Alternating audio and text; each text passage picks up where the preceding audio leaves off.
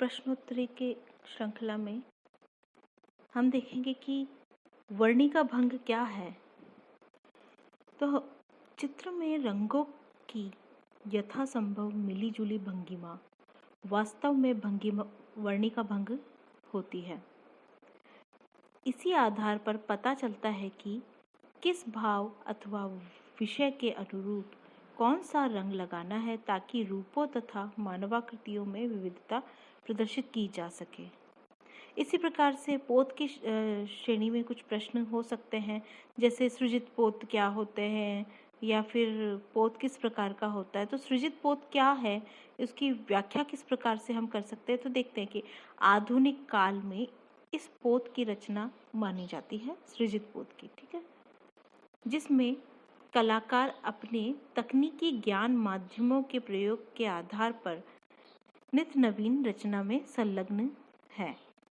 इसमें कलाकार रंग को बहाकर, ब्लेंड करके, नाइफ का प्रयोग करके, स्पैचुला लगाकर या फिर सीधे ट्यूब को लगाकर मोटे मोटे रंगों पर कपड़ा या हैंडमेड कागज से घिसकर अनेक प्रयोग करता है और इन प्रयोग से सृजित पोत की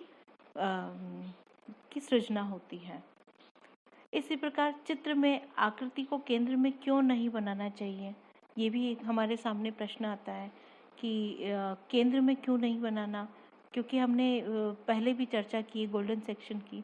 तो हम देखते हैं कि केंद्र पर चारों दिशाओं से एक समान बल उत्पन्न होने पर दर्शक की दृष्टि थकान का अनुभव करती है। कई बार क्या होता है कि हम एक ही प्रकार का चित्र देखते तो नीरसता आने लग जाती है। जो व्यवस्थित होता है, सांचे में बंधा होता है, इस प्रकार का चित्र हमें नीरस महसूस करवाता है। और केंद्र में आकृति चित्रित होने पर चित्रभूमि चारों ओर से समान रूप से विभाजित हो जाती है। तो ऐसी स्थितियां हमें परेशान भी कर सकती है।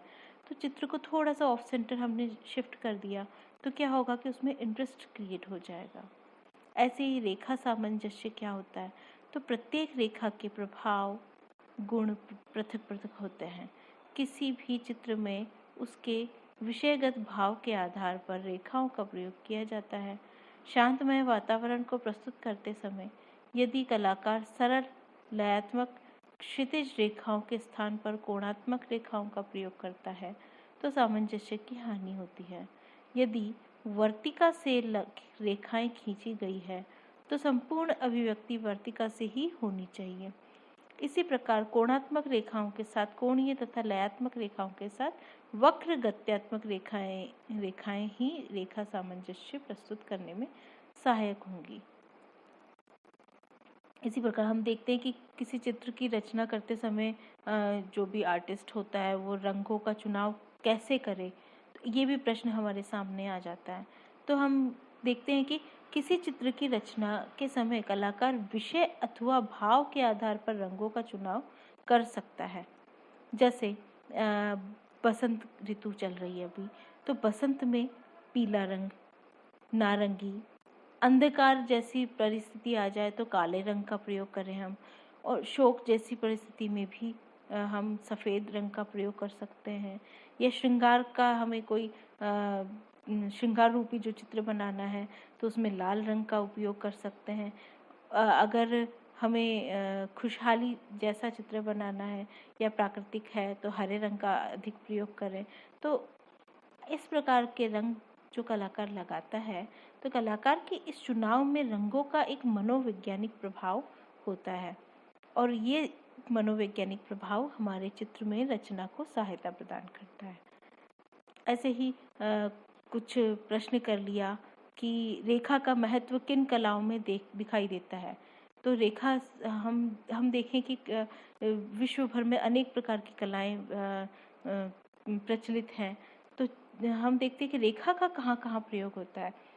तो भारत में हमने अजंता में देखा कि रेखात्मक चित्र बहुत बने हैं। अजंता के एक बार चित्र देखने से हमको आइडिया होगा।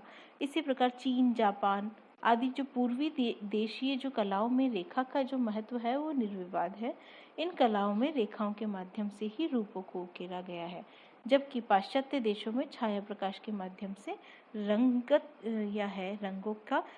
रंगों की मिश्रित जो ताने हैं उनका प्रयोग करा है, जहाँ पे रेखा गौण हो जाती है। इस प्रकार के चित्र जो होते हैं उसमें रेखा का प्रयोग किया जाता है।